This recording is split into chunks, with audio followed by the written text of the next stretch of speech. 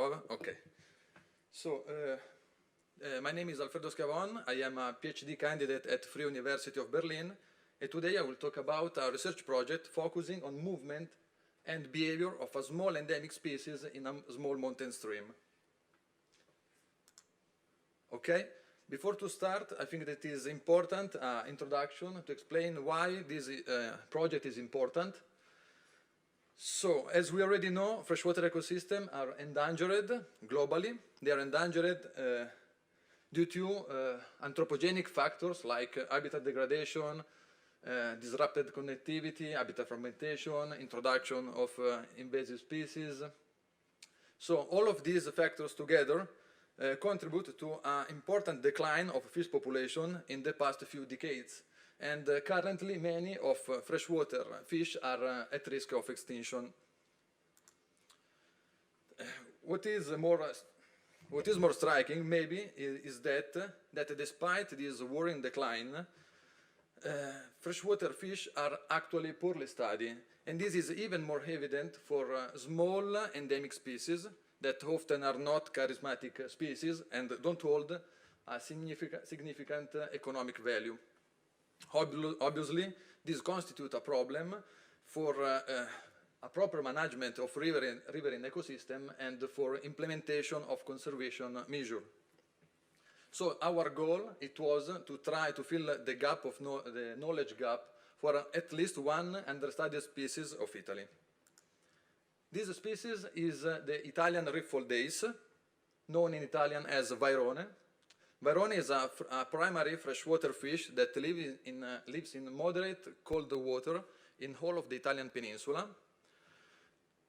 For IUCN, it is not considered endangered, but we have to say that actually, currently, is facing decline in main plain river, but it remains still abundant in smaller system and mountain stream.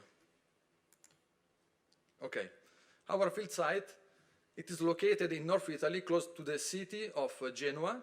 Our stream, it is called Rio Morsone, and it is a small stream tributary of the Lemme River belonging to the Po River basin, and it lies within the site of community importance, Capanne di Marcarolo. We selected this site because it has a series of features that are important for our study. In particular, it is an unregulated river, and it has a very high hydromorphological variability. We can see in this picture natural sequences of riffle, glides, and pool. These habitats support a rich community of freshwater fish community characteristic of the northern Apennine system. And here the population of vairone and another actually important endangered species, brook barbel, are still abundant. Moreover, in our study stretch, there are no anthropogenic barriers, and it is obviously an important factor for a movement study.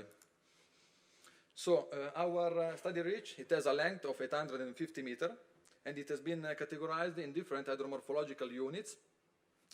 For each hydromorphological unit, we collected environmental variables, in particular flow velocity, granulometry of the substrate, the presence of cover, shelter, depth, and we collected this data with different flow conditions, providing a detailed knowledge of our system.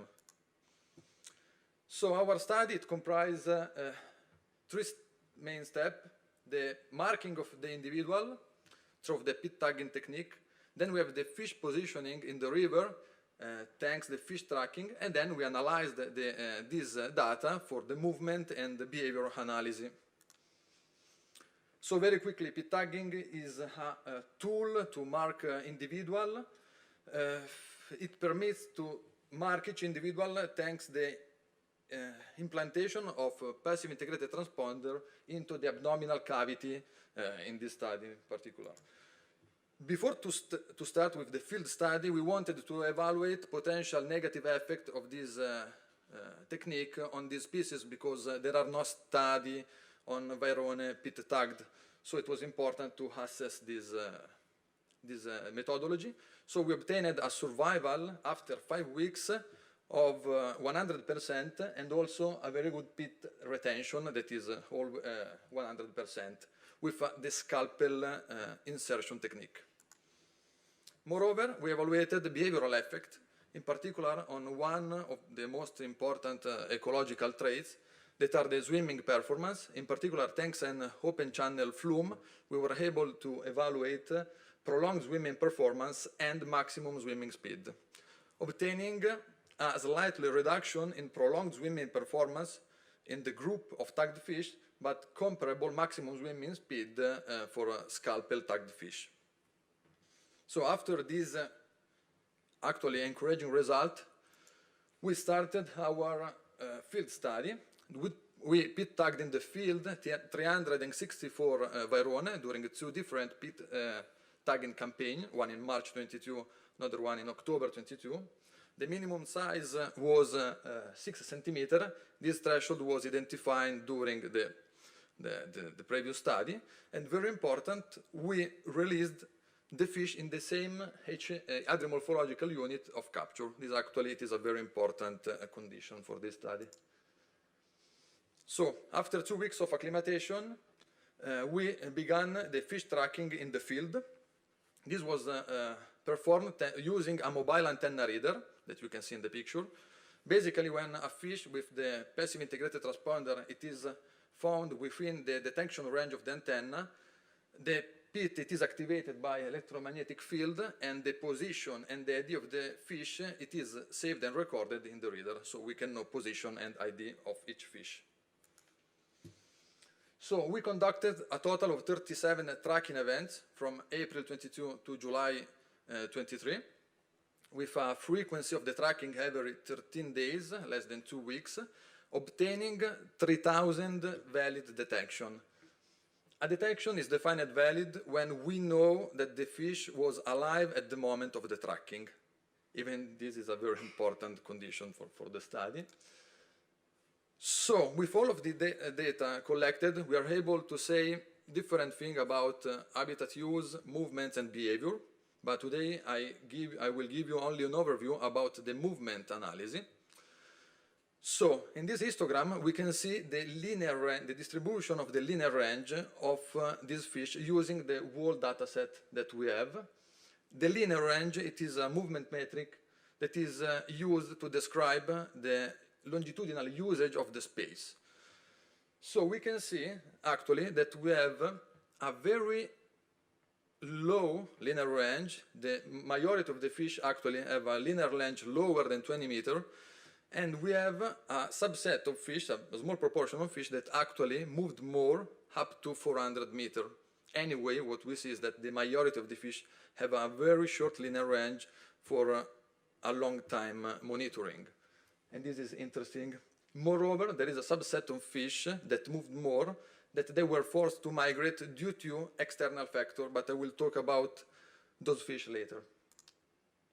If we reduce the time frame to see potential variation during season, we can see that actually the linear range are always low, because they range from 3 meters in winter to 8 meters in spring. But anyway, in spring the difference is significant, is different, and this could be due to higher activity in spring after the wintering, or the research for the spawning ground.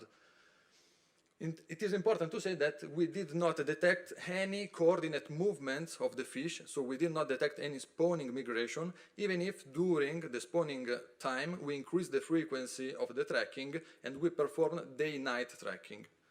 But we don't have evidence of a spawning migration in these species. What happens when we look data, not only longitudinal data, but we observe the usage of the space within the habitat type? We can see in this example, we have a HMU, a pool actually, with 3 fish ID. The dots, the circle, are the site of detection for each fish ID, while the green, the orange, and the red areas are the home range calculated with the MCP analysis. A very straightforward method, but it is useful to describe it. And we can see that this home range are very small home range, and we are talking about fish with data spawning more than 12 months, with high number of detection. So we can see that there is a very strong site fidelity. For example, we can see that fish 317, oh, how it works. Okay, we can see that fish 318, it remains in this corner of the pool, and it overlaps his home range with the fish 365. So basically, we know that the majority of our fish show this type of behavior and exhibit a resident behavior within the pool habitat type. Notably, the home range, the size of home range is not related to the size or other biometric measure. But what happens to the remaining fish? They show a non-stationary behavior. We can see here, for example, there is the linear position on y-axis, and on the x-axis there is the time. Basically, we can see that this fish makes substantial movement and repeated movement in both upstream and downstream direction. Repeated movement. So even in this case, the movement is not related to the size. The magnitude of the movement is not related to the size of the fish. So it appears that we have two types of behavior, resident and movers. But what occurs when external factors can disturb this behavioral type, their home range? Oh, okay. Over the last 2 years, North Italy, but also some regions in Europe, experienced prolonged and locally severe droughts. So we have the opportunity to study the movement and the behavior of Verone in an intermittent reach, in an area that suddenly became dry. So we compare the, sorry, I have to.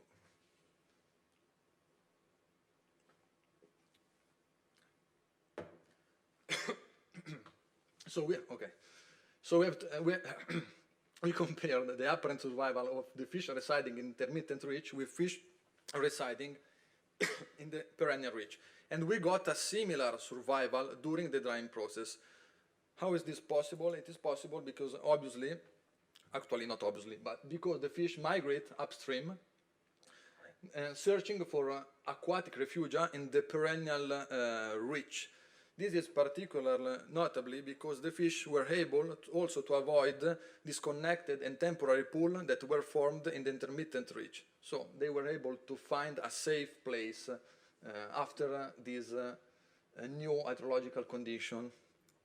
To be sure that this movement was related to this hydrological condition and not, for example, intrinsic behavior, because this happened during the spawning time, so we were not sure that this movement was related to this drought situation. We can see actually that the fish of the perennial reach did not move during the drying up process, while we have a substantial movement for the fish living in the intermittent reach. So this was a confirmation about that this was a response to this drought condition. So this is important because now we know that these fish are able to cope with hydrological drought, and also it underscores the importance of fluvial connectivity, not only in relation to the famous spawning migration, gene flows, colonization, recolonization, but actually it is important also to face the river intermittency and water scarcity that are increasing phenomena related to the climate change. So, actually there will be more and more to tell. We have a lot of study about residency, potential territoriality, homing behavior, the habitat use, day-night activity pattern and movement, but these are different stories. So, to finish, I want to thank everyone who helped me in the field. Obviously, I have not done all of this work alone. I am a part of, I would say, an incredible group. And I want to thank everyone who helped me. Here, the ESR here presented, Gloria, Usama, Velisara, and Florian, that is not here, sadly. Then I want also to thank my friends that helped me searching fish during winter night, following me in this absurd adventure. And I want also to thank my father. And I want to thank also Alessandro, Michele, Claudia, and Daniel, and everyone, friends and Johan, that helped me in different stages of this this research. So, Usama approved. Thank you everyone for listening and to be here. Thank you.